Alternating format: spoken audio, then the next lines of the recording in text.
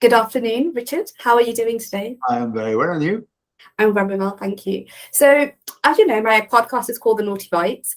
Yeah. What's your guilty or naughty pleasure? Oh, great. First question. Yeah. Oh, my God. I don't know. I've got many of them. That's why.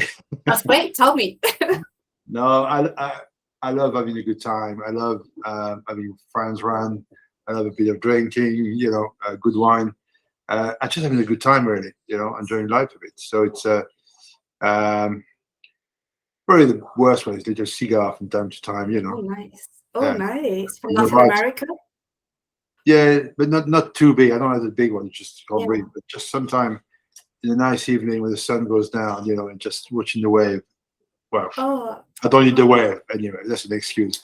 But yeah, no, I think it's it's a lot of little things like that. Sometimes it's quite nice, but definitely. So, I want to ask you about when you first arrived to the UK. What did you think of British bread and pastries? I came for 2 weeks holiday by chance, really. I mean, I started speaking English during the ski season in Maryvale. I met a lot of English people. I quite enjoyed their company. So when I came in England, I was lucky. I arrived in the New Forest in Leamington, which is quite a nice part of the country. And I remember my first pub, which is gone now, the Red Lion on Leamington High Street. And the food was different, but I quite enjoyed it. There was nice, good meat. I remember the steak I used to have there. It was different. I went to the fish and chips, that was an experience. And when I went to the supermarket, everything was new. And there was, there was no bakery. There was no bakery like we know bakery in France. So, I didn't make my mind up too much about what was what. I wanted to discover the culture and not say, well, I don't like this or the British can't do it. It's not true. They do things different ways. But I remember tasting my first slice loaf from a bloody plastic bag. And that was like, whoa. And that was, I was trying to look for bread in the house I was staying. There was no bread. The only thing I could see was that stuff, which we call pain de mie in France. It's we use for toast for different things. But that was a standard bread as a staple. I was making a sandwich with it, and it was different. So, but then I read the packaging. I couldn't understand a word. Okay. What was in there? There were so many ingredients. That was strange. So that was always stuck to my mind. Later on, when I started working back in the bakery, I would love to relaunch sliced bread in this country, but with 3 or 4 ingredients maximum, not a chemical set into it, which I did after a few years. So I'm very proud of achieving that. But I think if you go somewhere new, it's not there to criticize. I think you go there to absorb and learn. Mm-hmm. When you learn enough, then you can have an opinion. It's too easy to go there. I go to France now, and people say, "Oh, the British don't know how to eat. The food is crap," and the restaurants. That's not true. I think we probably eat better in some part of UK than we eat in France. Okay. So it's a myth that the food is different, but being different doesn't mean it's bad sometimes. No, definitely.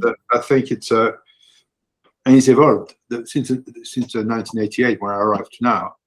The explosion on food in bakery and charcuterie, I mean everything. We rediscover a passion now about food. There's so many blogs about food. With the social media, it's gone crazy. So it's a always evolving subject, basically. So. No, definitely. I agree with that. I've had a lot of conversations with people here in Spain, and it's the same idea. British people eat rubbish, but when they come to the UK, they eat at the food chains of, fast food or something like that, where I'm saying, go to the countryside or go to the coast and go to those places where they supply local food. And it's so different. When you go to a foreign country, if you don't know, you go to what's safe sometimes. Unless you know somebody who knows who send you there. Definitely. I remember I went to Spain in Barcelona many years ago, 22 years ago, and that was the real explosion of I had the word fusion food, but very different. And in Spain, we really put a mark on that type of food. And it was a restaurant called Oti, I think, and it did open for 9 o'clock. But the food I remember was just so different from anything I had before. very different. He was so advanced on what he was. I was blown away by it. But it's the beauty of every country. We evolve in our own senses and our own culture, which is great. I think the British absorb different culture and make it their own kind of thing. It's true. I think it's a form of cross culture as opposed to fusion. You know, you're absorbing two different aspects. They're very good at taking good idea, put them together, make them work. 100%. Go back to old-fashioned cooking, long, slow process of cooking, understanding the ingredient where they come from the flour to the beef, the cattle. So it's a respect of the ingredients. Let's go back to our and less waste also, which is much better. I think so. And for me, I believe that you've brought French bread as an art form to the UK. You know, when you came here in the 80s, it was like you said, sliced bread. But how did you approach to bridging the gap in terms of baking bread and pastries to people of a non-French audience in the UK? It's a good question. I think when I came in here, I was still a young baker and I didn't know what I wanted to do with my life. So baking was things I knew, but I did front of house in France also. So I went back to work in the hotel industry and work in a pastry section. There was no bakery, so it was just completely different. I had to do something different. So the hospitality world opened its door to me in here. So I work front of house, I work in kitchen. So I opened my eyes on different things. And there was an opportunity once, after a few years when I was working, I became a head chef and ran my own kitchen. There was a job advertised in the Caterer magazine for, what was it called? Product Development Executive for a big bakery company. And the salary was, that was back in 1990, I think, or something, or 1992, I think. And the salary was huge, plus company car, everything. I said, I'll never get it. So I applied for the job. I got it. I was like, that's amazing. I was like, really? And it was the beginning of the revolution of bread in this country. So it was a job where I developed new product with big bakeries to supply supermarket. So from there, I started to change it from the inside a little bit. So all my product I was launching, all the bread I was launching, and new ideas, a new concept with Tesco, Sainsbury, Marks Spencer, all those guys. I was trying to go back to the basic and take all the asking question, why do you put this in there? Chef life. Okay, how can we get put skill into it instead of having ingredients or not even ingredients, but chemical all the time. So it started to change, and I made my name and my mark onto that, and I did for 4 or 5 years. Launched hundreds of products with the supermarket, everything. So I always knew there was a market for something new there. And then you learn to deal with the buyers, you learn to deal with the NPD people, you learn to deal with all those things, which was very interesting, which was very useful for later after what's happened in my life after. So, and I was paid very well on those days, so I was like, happy days. So, it was very good. That's always a success. Oh my God, yeah, on those days. It was like a win in a million. But now now it's nothing. So I did that a few years, and so that model for the rest of my future, I went back to in the hotel industry after that, run some restaurants in London, and then left that and set up my own consultancy company in bakery. So I went back to a big company who employed me to just do the development all the time on the consultancy basis. So that was interesting. So I went back into that world of changing the world from the inside, because the buying power from people still shop in supermarket. Doesn't matter who you are, if you're 3 Michelin star or whatever, most people need a supermarket all the time. So you've got to work with them to change things. And I've seen a lot of them, like in UK, Waitrose and so on. They really want to change the way we do things, but everybody wants to have a long shelf life on their product. So you got to have a compromise somewhere. Yeah. So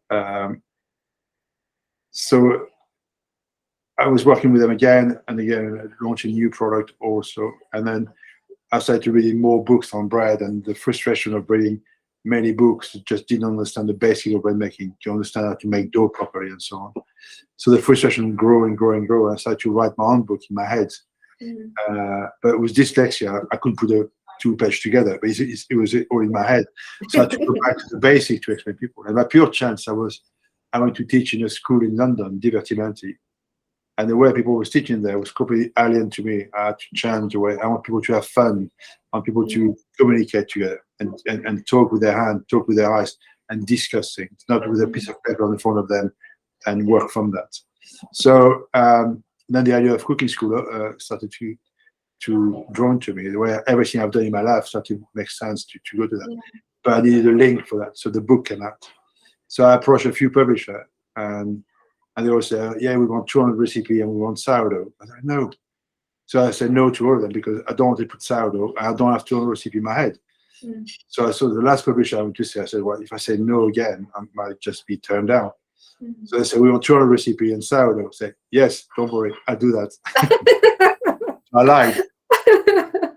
But what we did, the way I was doing it in two books. One book, my first book, Dough, who just go back to the basic to understand what's happened, and my second book, Crust, which was more sourdough and everything. But I wanted the book to be breathing with space and a lot of pictures. And also, we were the first book to come out with a DVD because I wanted people to have a visual thing, not word after word after word mean nothing. You know? So we put a DVD with it. I didn't tell the publisher. We filmed the DVD in secret and I put it with them. And I said, what are you doing? I said, well, I put a pound extra on the book and put a DVD with it. And the book won all the prizes everywhere. So we did. I was right to stick by my gun. When the book came out, Dough, my first book, Dough, came out, it was launched on the same week as we opened the school. So the two together sold very well. And then we won all the prizes in England for best book, best first book, and so on. And in America, the James Beard and IACP, Julia Child. So the biggest book prize you can get. I didn't know anything about this, you know. Just my brother said, "You go on." I said, "Great, you're over there, and I'm here. Thank you." So the time over there on my name, but and then Dough keeps selling and selling now still. So in Spain, we sold. I have a lot of Spanish people come to my school now, you know. Wow. So it's great to see. If you go back to the basic, I always think of baking and touching dough like a language. And it doesn't matter if you're Spanish or Japanese or whatever. When your hand are in a dough, it's like a different language. You got to understand how to feel the dough and understand the dough. And if you don't understand how to do it, you will stick. And if you stick, then you panic. If you panic, then you put flour everywhere and you change everything. So I'm very well known to teach people how to handle the dough and so on. So it's been good. And the school is busy. So. But I think that was exciting because when I've actually ordered 2 of your books. One of them is your first one, Dough, because of the simplicity of your ingredients and also the substitutes of flours that you can include, which is amazing for my husband who's celiac. So I thought fantastic. But the one thing I found fascinating was that you mentioned, or I read somewhere, that do the dough with your hands, because sometimes they have a machine, it overbeats it, over kneads it. Making dough by machine is great, but every machine will have been created to try to mimic what the hand been doing.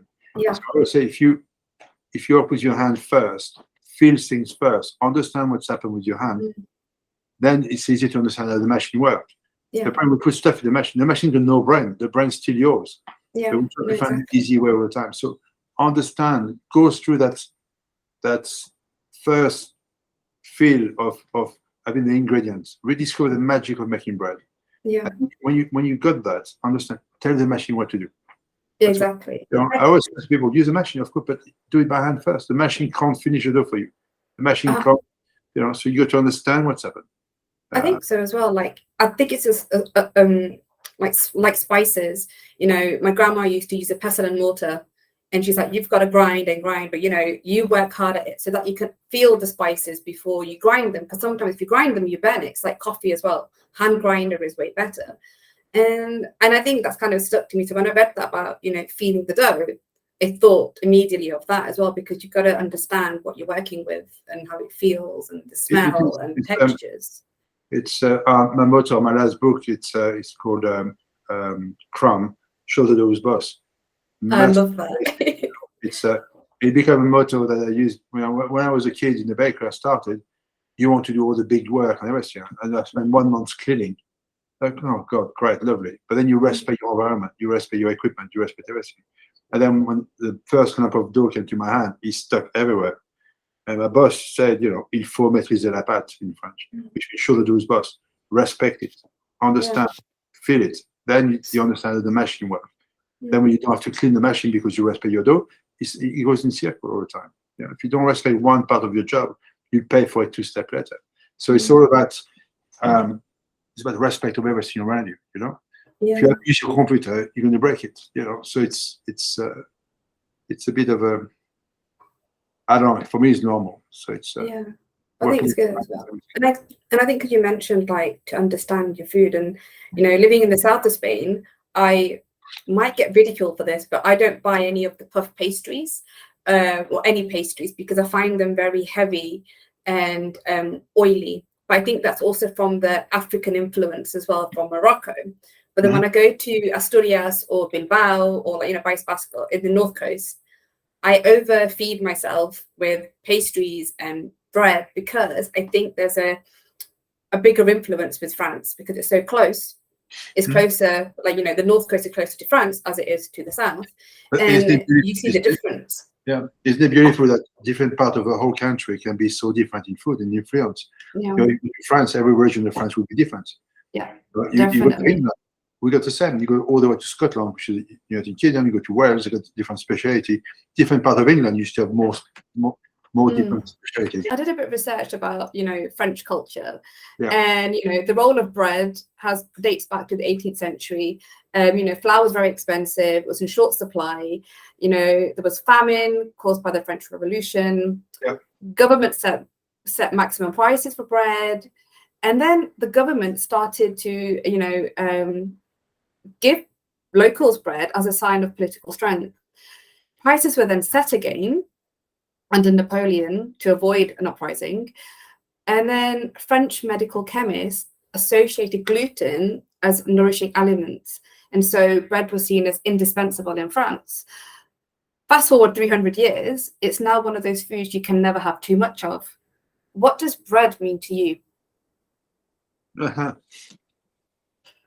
Like when I start my class, when I teach people, I was if you go anywhere in the world, if you ask anybody what's the ingredient for bread making, everybody knows the ingredients. Flour, water, bit of yeast, and some salt. We all know the ingredients. It's probably the hardest food to be consistent to make. Yes. But because we all know the ingredient, it should be simple. But actually, simplicity is not simple. You got to have the skill to go with it. If you ask anybody to make a paella or something, you need a recipe. You need some kind of base to work from. If you did by heart all the time, it's different. But for most people, they all know about bread, but we fear bread. So I think what bread does to me is like it's the beginning of everything on food. It's the first thing you serve if you're in a restaurant. It's the first thing you eat when you're a child. A bit of bread or biscuit or something. So it's got to be respected a little bit.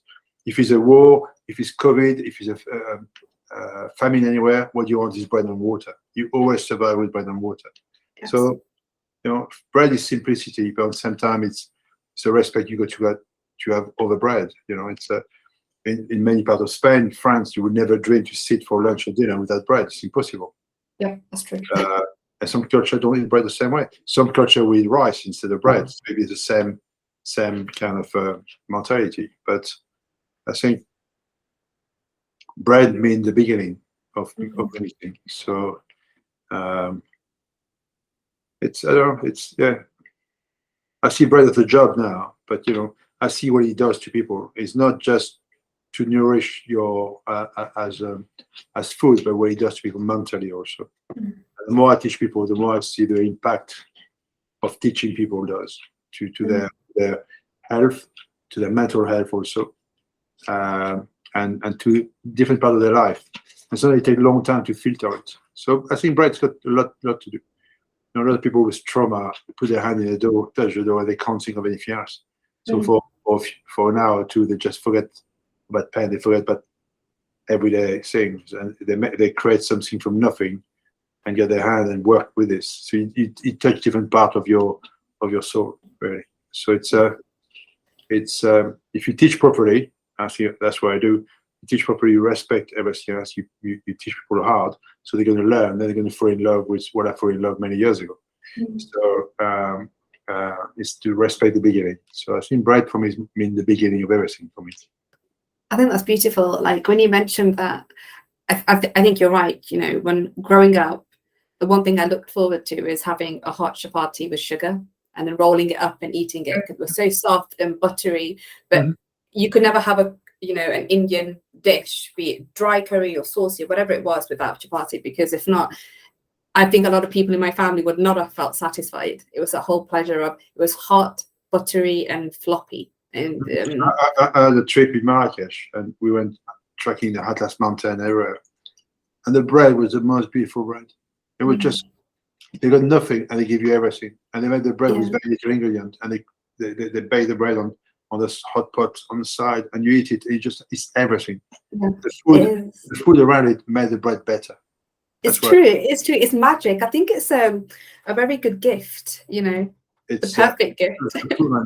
You know, no man ever baked bread with them before in their life. So I was making a fool myself. You know, try.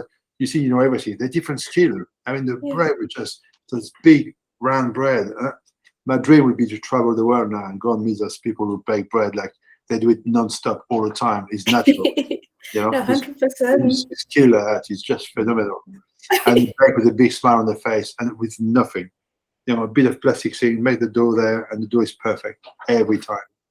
They serve food, a big tagine or something, and the bread is on the side. First thing you do is get that bread, and you get that juices and everything. Oh God, you're making me hungry. I'm like salivating. But it's a simplicity of that, you know. And if you had no tagine, nothing, if you had just the bread, you'd be very happy, you know, to go to bed with it. So it's always. Bread means a lot, and it means a lot in different aspects of life, I think. I think so. I you know, when I first cooked chapati for my now husband, it was the one thing he fell in love with me. He was like, wow, it's like magic, because it poofed and the air got trapped inside. And I was like, now it's an everyday affair. But in the day, I was like, this is really, really good. But I think it brought us together, food. And we brought together all the time. It's a skill, you know, and it's people take it for granted sometimes. I think it's you should never take something you can bake or cook for granted. You learn from it and appreciate it, and always say thank you. You know, I think manners are something we lose now, but it's. I think it's a pleasure you give. I always say to people, you make a lot of bread or like we croissant yesterday. I teach them now to make sure you practice your smoke face. You need to have a smoke face. Bag of bread, if you so smug. That's the pride he gave you. You know, if you make like your first Indian bread chapati or something like that, and you puff up and it's perfect, you say, "Hey, look what I've done!" If you're so happy, it's true. Yeah? It's true. Yeah. Bread does something to people. You know, it's a sense of achievement all the time. I think so. It's that whole feeling of going, oh, you know, that sigh of relief, and then you feel like you've achieved something. The problem is to do it again and again and again. Less smug then, I tell you. It's true. But no, it's seeing bread. You know, you can be a 3-Michelin star chef and not having a clue how to make bread. You know, definitely. I never thought about it like that. You know, I always say you can be a great cook and not knowing how to bake. But if you're a good baker, you know how to cook. Yes. You have the sense of understanding the food. But you can cook meat, fish, everything, and not knowing how to bake a loaf of bread. They are different skills. I think so. I think as well, it's precision. You've got to be precise as well sometimes. I think it's precise, of course, but it's respect of what you're doing, timing and everything else. So precise, yes, but at the same time, there's so many other elements. The outdoor, what's happening outdoor, the weather, the way you feel. It's so about instinct every day. Yeah. Every day you have to adapt a little bit. You do it as natural instinct sometimes, you know. And I never use probes, I never use temperature. I feel things all the time. And I think as well, you can't rush it. If you're doing it, you've got to be 100% in it. Yeah, sometimes you're under pressure, so you got to rush sometimes. But if you got the skill to do it, then you can bypass some steps. You know, it's not as perfect, but you can always do something. something with it. I make good bread very quickly if you got the skill to do it. Mm. And so when I think of bread, I also think in general in food, no country exists in a vacuum, and everybody has borrowed something from someone else, whether it's a technique or ingredients, we acclimatize to it and make it our own. Mhm. How have you seen British food culture change since you first came to the UK in the 1980s? And after publishing Dough, have you found that people's attitude towards bread has changed in the way of making it at home? I mean, yeah, definitely. I mean, on it's two things. It's the cooking side of things and the bread side of things. The bread side of things, the bread explosion really started, roughly on the same time as the school opened. Really 2005, and then the program like Bake Off, which Bake Off happened, and then on and on. So many programs happened about bread, and bread become fashionable. And once you become fashionable, then you become boring a bit. So it's still a big high to go into. Now it's sourdough. Everybody's sourdough, this, sourdough, that. It's like to make sourdough now, it's like if you needed the tattoos everywhere, a big beard and a flat cap, and the boiler. it's sourdough is another type of bread. It's another way of fermenting your bread. But we make it such a big thing, that people get scared of it. It's a different way of fermenting your bread. That's all it is. You can use fresh yeast, of course you can. You understand how to make dough properly first. They all want to make sourdough. They can't make the best white dough. So, it's still on a treadmill. I don't know, it's still going up. It's still going up. Bread will always go into fashion. Bread will never lose fashion. They always look for the new idea on bread and new flour and everything else. Just make good dough, make good bread. It's simple. You don't have to go too crazy. So it's but the food. I think what we've seen since the late 80s, early 90s, it's you had a group of top chefs in London and a few outside, but maybe 20, 30 chefs who start to train other chefs, and then other chefs start to go out and get their own place, and then the pub industry start to die a little bit. So all the pubs were taken over by chefs who start to make food, and the trend of what you call them, gastropub. Yeah, gastropub. You make the pub a destination for food, so you start to eat more than Sunday lunch. You start to have dinner, lunch, and everything else. So the food become better and better and better. And those chefs create new chefs, and you start to cascade down everywhere. So you got the skill of those great chefs going to pubs and make those pubs being alive again. So the old food had to raise the game a little bit, and so on. So if you eat well everywhere now, unless you go to some chain or something, but you pay for what you get. I think overall there's a great young chef coming up now all the time, great ideas, but bread's still the first thing we serve, and bread at the end of the day is flour, water, yeast, and salt. We try to make it with different flavors. Sometimes they make it so complicated they lose track of what's in it. Keep it simple. Make one loaf of bread, make it good. But serve it consistently every day. Stop changing and putting stuff in it to be different for everybody else. Consistency is everything, Definitely. And I think, but can I ask, what is the craze around sourdough nowadays in the UK? I have to ask because in Spain, not so much. The thing is sourdough. Oh my God! I'm guilty of it because I probably studied the trend also. So when a few years ago, my dream, I said to you, my dream was always to relaunch sliced bread in this country with only 3 or 4 ingredients. Because of I had to find a new way, a new method of making it that I could get 4 to 5 day shelf life on a supermarket. Otherwise, you can't list it. But people don't understand. You got 1 day to make it, 1 day for transport, and then 1 day on a shelf, and you got 2 days at home. That's how things work. You don't make it on tonight and it goes into the store the next day. That's transport and so many logistics. So it took me about 2 years we opened a bakery in Bath, and then we started growing and get the brand going a bit better. And then we started developing that white sliced sourdough at our bakery, which was working well. And I had some great baker working with me, and they really helped me to make it happen. And then when it was ready, we went to when I saw that the concept ready, I went to see a Waitrose and say, I would love to launch this. So we made mock-up packaging.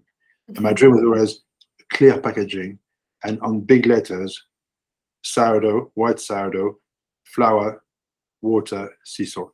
That's all. Oh, okay. People could see what it was, and they could read everywhere. There was no other crap in there or anything like that. Yeah. And Waitrose like this. So we started with 1 store, then 7 store, then 16, then 35 store, Wow. and then with national listing.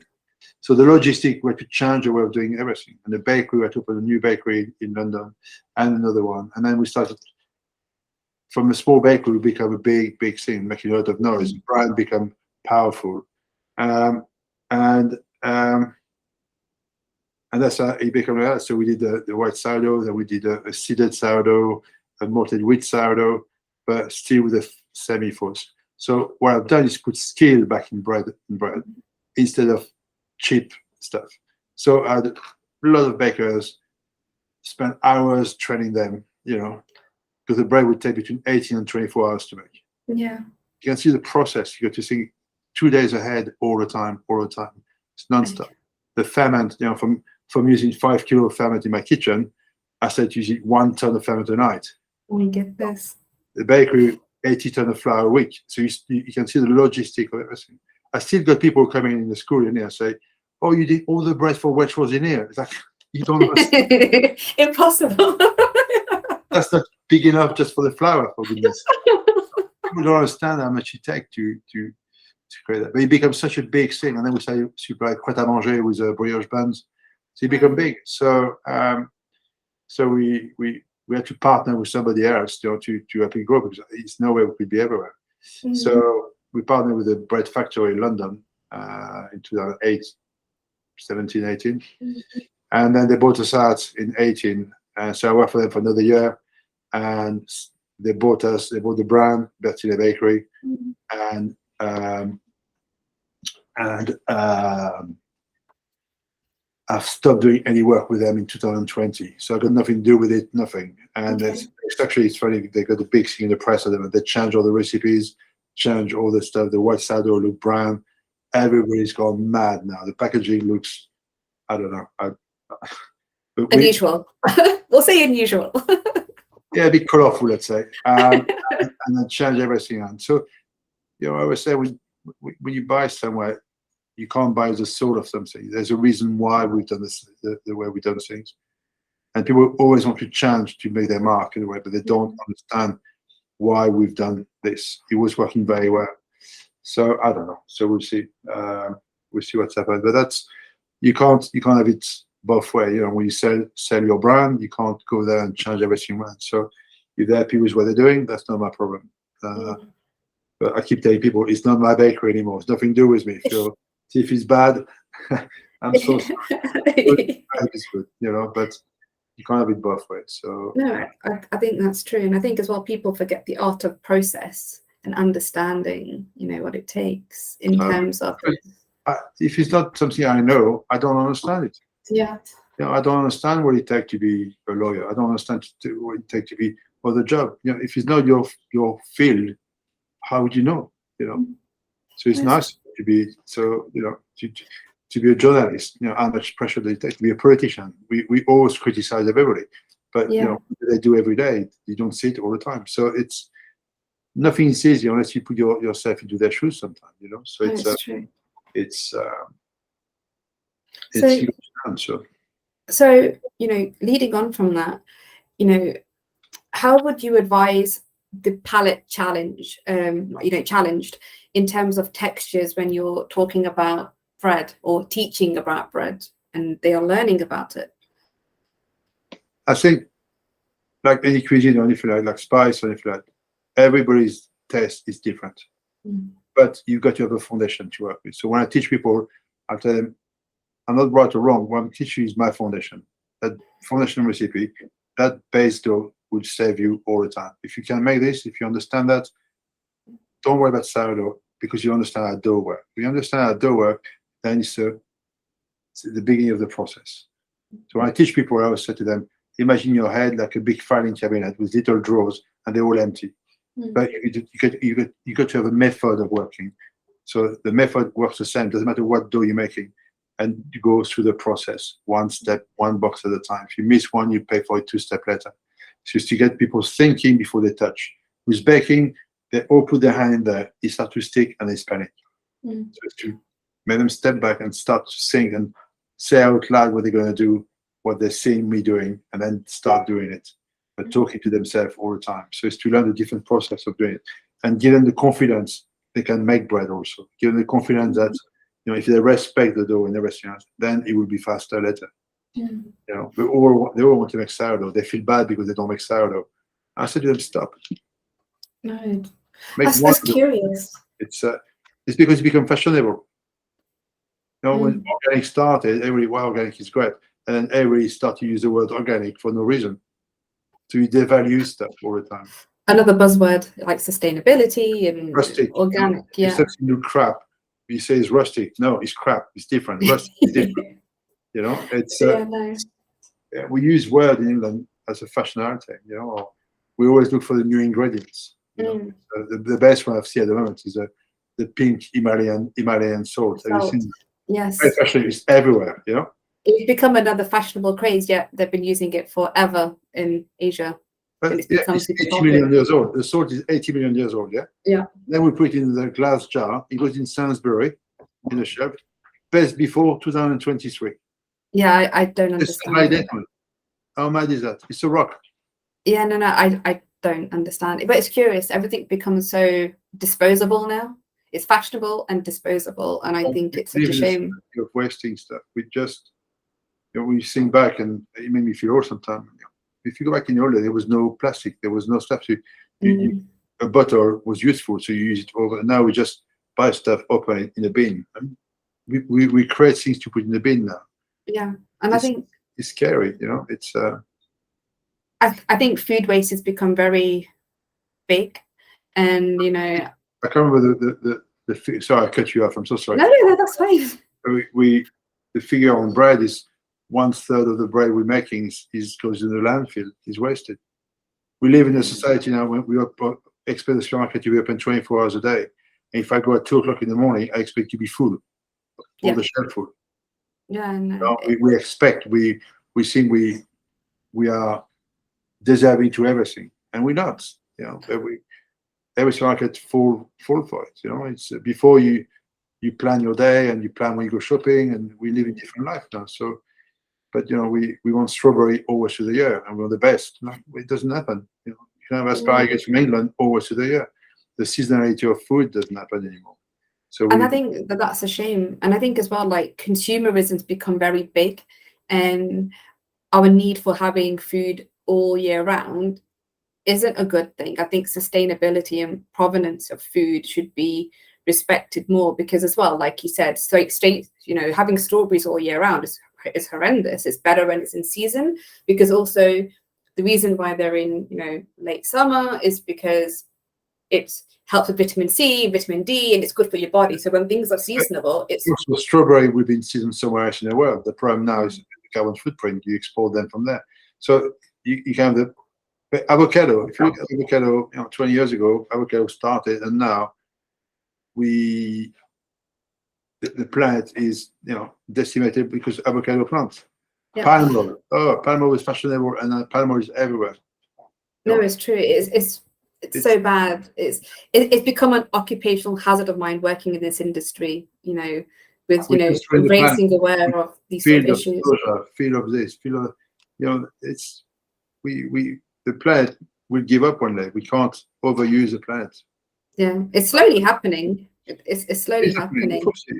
And I think it's hopefully the younger generation are a bit more conscious about it than what. I was reading something about electric car. Electric car are good for you. If you see how much energy it takes to make one battery for one car. Oh, yeah, I know. It's scary. It's because how much energy it takes. How much carbon footprint does that create? But we just it's electric car. It's fine. It's fine when it's done, but the damage it does to the planet before that, on the long term, is even worse. But So nobody considers that, because everything you're getting from the earth is never going to replicate again. It's taken millions of years to make. So when you're putting it in this one battery on this one engine, what's going to happen when the engine burns out? You have to, put it in another landfill and create another battery. The battery is one of the worst things with to landfill. Yeah, it's. It's we could have this conversation all day. Oh God, it's the definitely. Problem, the world is an evolution, constant evolution, and it's like everything. If you got too much of something, if you see how much billion people live on the planet, something will have to give in one day. That's normal. Of course, nature. Of course, it's normal. It's a cycle. It's a cycle for sure. The planet will still live. If there's no human, within 10 years, the planet will be breathing again very easily. So it'll be recycling itself and re-nurturing itself for sure. It was a good thing when COVID happened, is to listen to the silence. Yes. I remember a few mornings I was outside. There was no noise pollution. It's so beautiful. So rare to no train, no motorbike. There was nothing. It was just weird. It was so beautiful. Now you realize how much noise there is around us all the time. No, and I think so. So it's. I think so. Yeah. So if we go back to where it all started for you, you learned to cook at the age of 14. How do you go about collecting or memorizing these recipes when you were back in France? I think you start when you're at home, and in France, you never sit. Well, back in those days, anyway, you never dream to sit watching TV with your food. I mean, that was like lunch and dinner. You sat on a kitchen table, and that's where you saw program out and stuff. So you had to dress the table every lunch or dinner. You put the table, you do the washing up, and the first thing I've learned was to make the vinaigrettes. First thing we do for the salad we serve for every lunch and dinner. That was part, and then making a roast chicken, and before that making an omelette, and fried eggs. So you learn to do those basics. If you can cook some eggs, you're fine. And then making a roast chicken, and actually it's very simple when you know about it, when you do it for a very young age. Making French fries, I remember doing this as well. You learn bits and pieces, and it's funny because my children cook a bit at home with me, but never did too much. And when my big son went to uni, he saw all the other students cooking, and he said, "They're so crap." He never cooked with me before, but he knew how to cook because he watched me doing it. And he took over, he knew what to do. So learning is not about just doing something, it's about observing, being part of something. The spell, the anticipation of sitting for dinner, anticipation of sitting for lunch, helping your grandmother doing some donuts, helping, and being part of that culture moment or something. So it's I remember when I was a kid going to banquet for a wedding or something like that. I used to knew in Brittany we always had big seafood platter, and for me it was like the biggest thing ever. Seafood platter with oysters. I didn't like that, man. But you had mussel, crab, and you spent hours going through it. For me, it was like absolute best pleasure in life. You had bread. I could drink wine. I wish. My kids is a nightmare. If we put a seafood platter on the front, they're like, "Oh, Dad, please, can we go to?" Really? It's a different culture. They haven't been brought up with it. Yeah.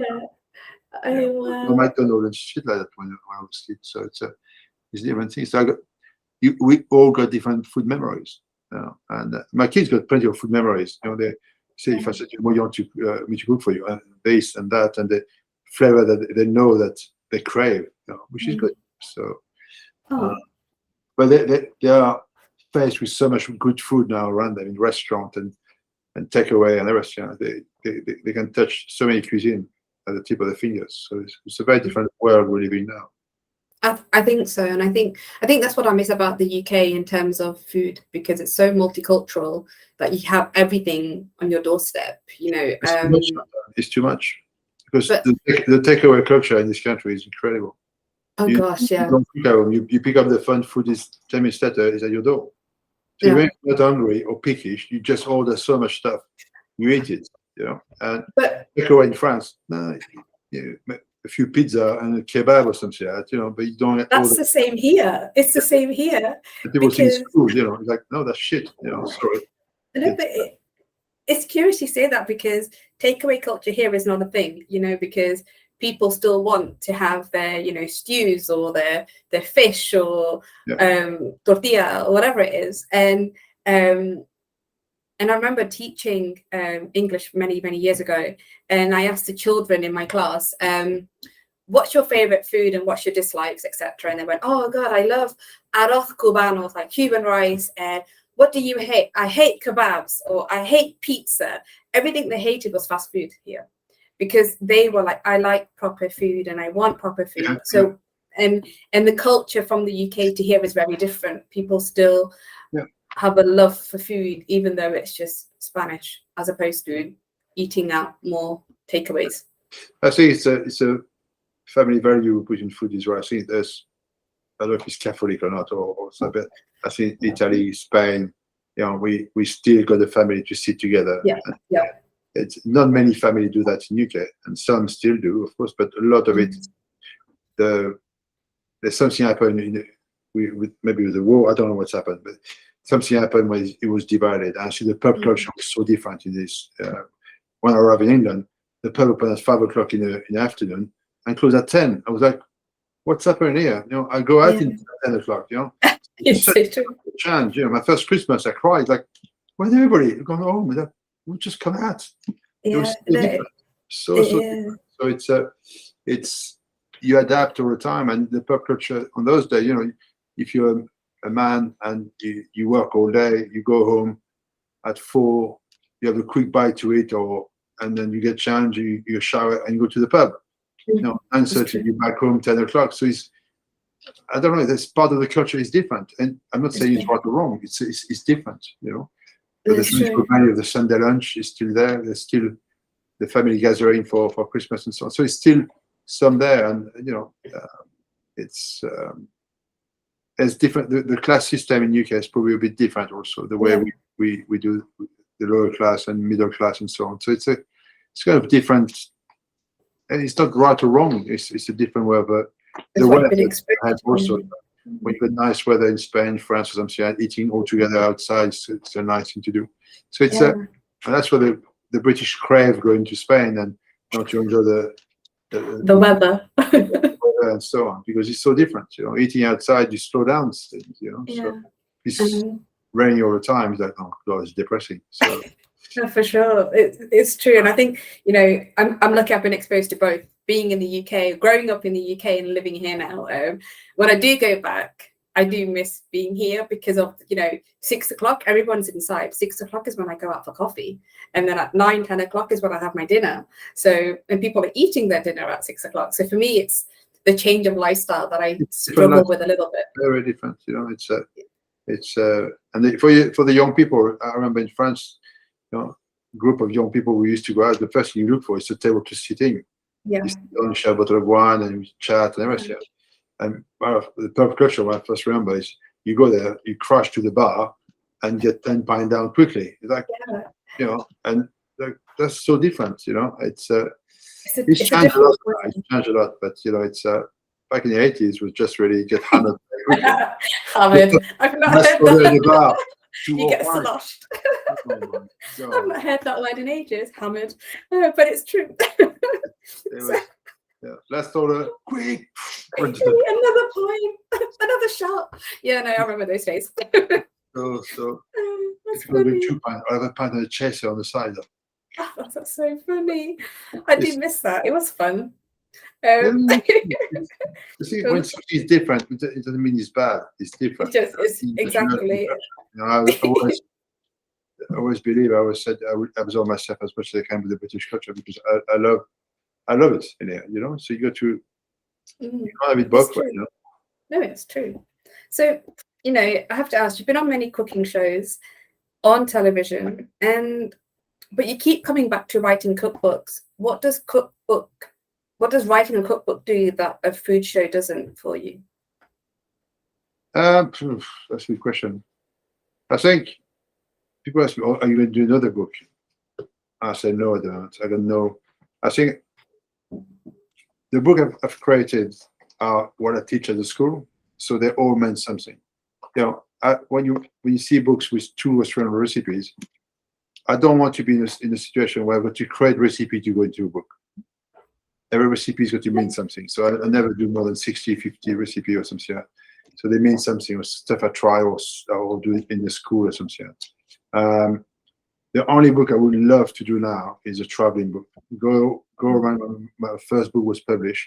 It's about 35 countries, I think, and go around to, say, the top 10 country, from Russia to Spain to all this country, and work with the 5 or 6 of the local baker, learn some recipe from them, and readapt those recipe into a way you can redo it, at home, but get some of the culture, some of the feeling into it. So it's follow the route of the dough, really, of where it's been. I love to do that, but that's really cool, because here they always promote where the breads come from. So they'll say like there's a type of bread called mollete. It's like an oval shape, it's really spongy and soft.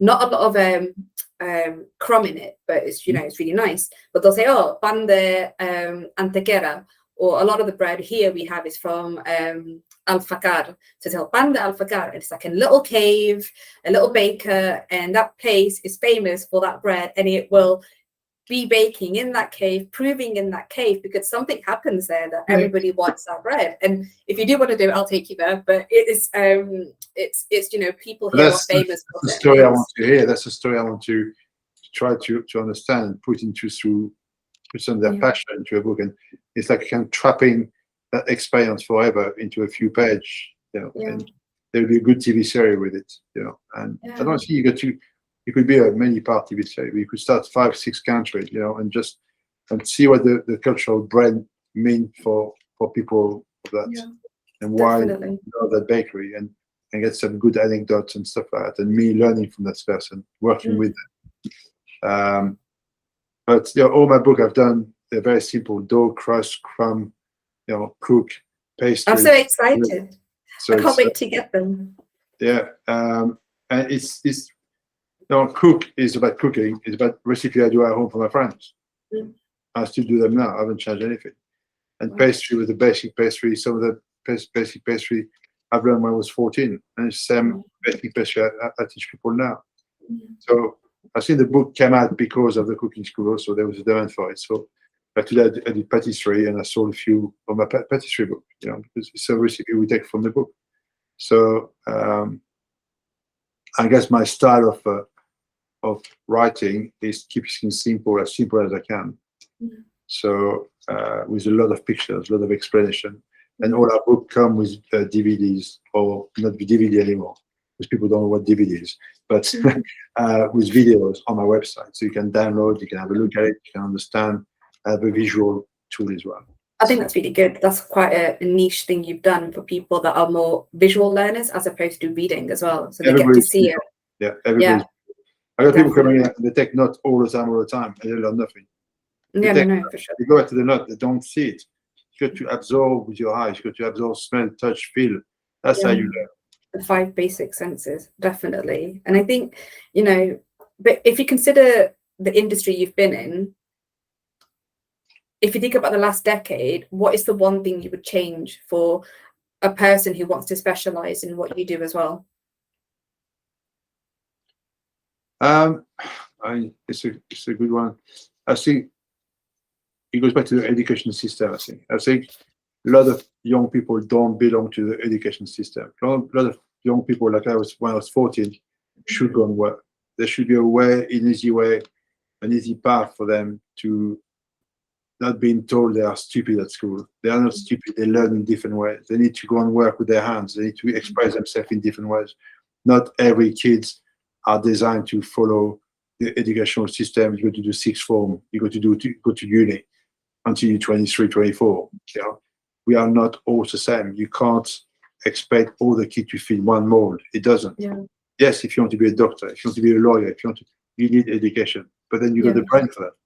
But if you want to be want to go to the army, go to do things with your hands, sculpture, whatever, give those kids the opportunity to do something a bit different. Yes, study education to your GCSE, get the basic or whatever, but go and work, go get inspired by older people, go and do some things that make you happy when you get up in the morning. Not being sat in the classroom when you go to look at the screen. I remember that feeling, and thinking you are the stupidest in the class because you don't understand. You're not stupid. You learn in different ways. That's all. You set in an exam paper and you freeze because you can't do it, because your eyes goes, you can't read the paper, and you get told you're stupid. So it's I think the education system is so hard to do it. I don't know what the solution is, but there should be an easier pathway to identify young people being able to do things differently.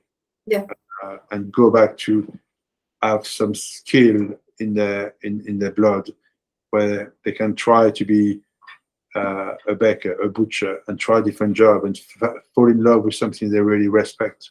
No, I think so. Stuff. So I think it's just a different approach to the education system, but it's such a hard one to do, and every country will fight for that. And because we work with formulas, we work to fill up paperwork now. Yeah. And I think so. It's no easy solution. But I think you're right. Growing up at school, maths and science, I always learned better by doing past papers, understood the context. But my better grades were art and food technology and food nutrition, because it was practical, and I learned better being practical as opposed to reading books, because like when I read heavy texted books, I end up falling asleep because it makes me tired. It's relaxing for me. I read the first page and my eyes start to jump from one, and I go to the end of the book. I say, "Oh, that's the end. Thank you very much." I fall asleep. Cannot focus on reading books. Some people find an absolute pleasure to sit down for doing nothing and read books. For me, it's a nightmare. Yeah, no, it is. I can't do that. It's I true. will watch on TV, but reading a book, I would love to be able to find freedom of sitting on the beach and read a book for hours and hours. I can't. Yeah. I get bored within 5 minutes. I can listen to it, but I just cannot focus. I fall asleep.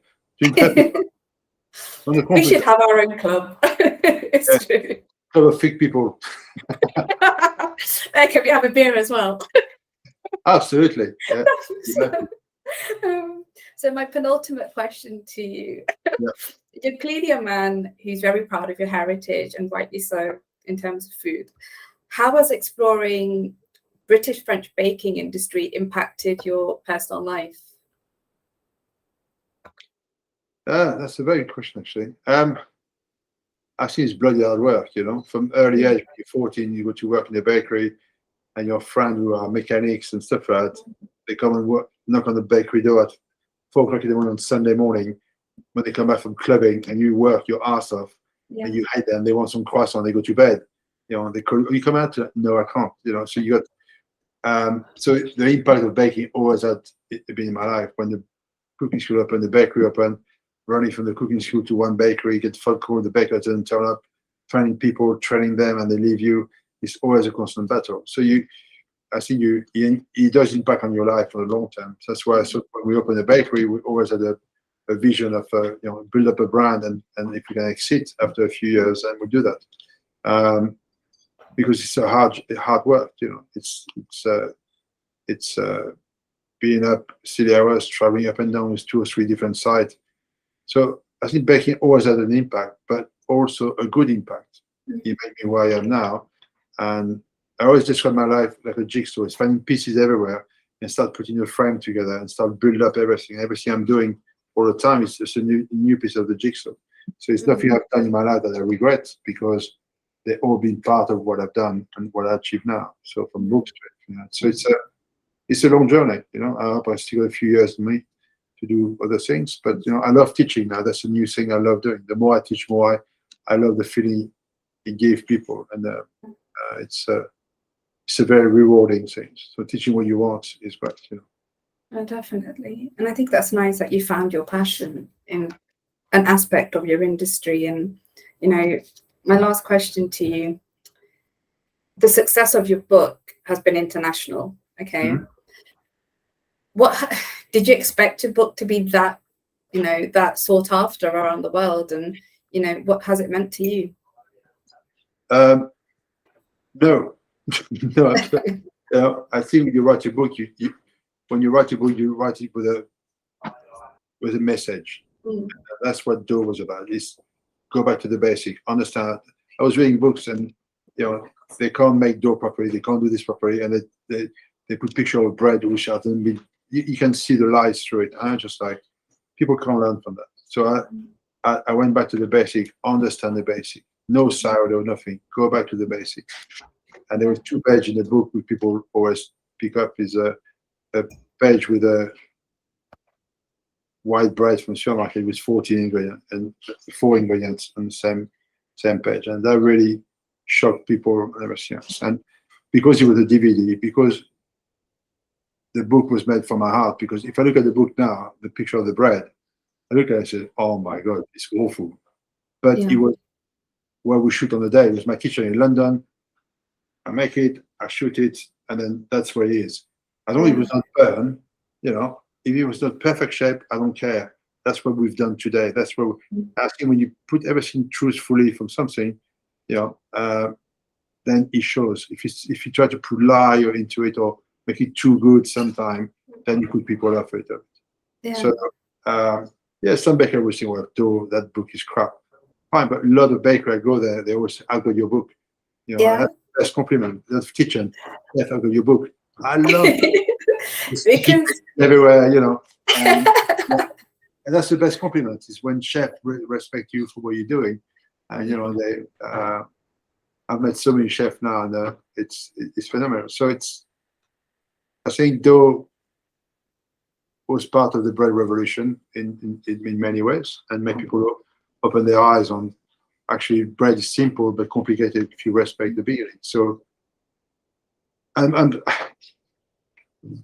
I don't think I put too much thought into it, but those still sell very well, which is great, So it's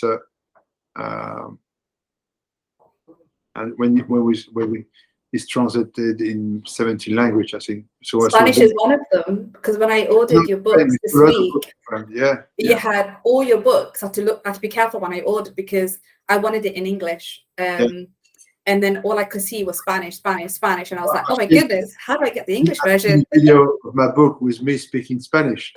Oh, do you speak Spanish? No, I don't. Of course not. But it was me dubbed in Spanish. I looked at myself speaking Spanish. You were like, that was so funny. But no, it's why I never think too much of. Oh yeah, it's great. I've done all this. Yes, I'm pleased, because it just I got a beautiful team working with me in the kitchen. They keep us busy all the time, and it's fantastic. But we never take it for granted. We always work to I've had people from California came for one day yesterday. I had a woman from Italy came yesterday for one day. So you got people who make the journey to come and learn, spend the day with me in here, which is, for me, that's what I find absolutely phenomenal. And the fashion of cooking school, when we opened 17 years ago, it was 5 or 6 cooking schools, around the area. At one point, there were 60. Everybody's they all want to teach. But teaching is hard. People don't realize that. Teaching people to do it properly every day is bloody hard. Yeah. It's very easy to copy everything and try to copy all the time. But we're still there, and we still get loyal fan base from all over the world, which is and dough help for that. Dough and crust and all those books. People still discover it now. So it's like you feel when it's going to stop, but it still sells. So it's great, And the more social media open new doors for many things. So I think I got a bit more freedom to do pop-up restaurant and do these different things, which I love doing also. But you still got to pay the bill at the end of the month, So it's so if I sell a few more million copies, I would love that. And keep me going for my retirement. That'd be amazing. That'd be amazing. I can't wait.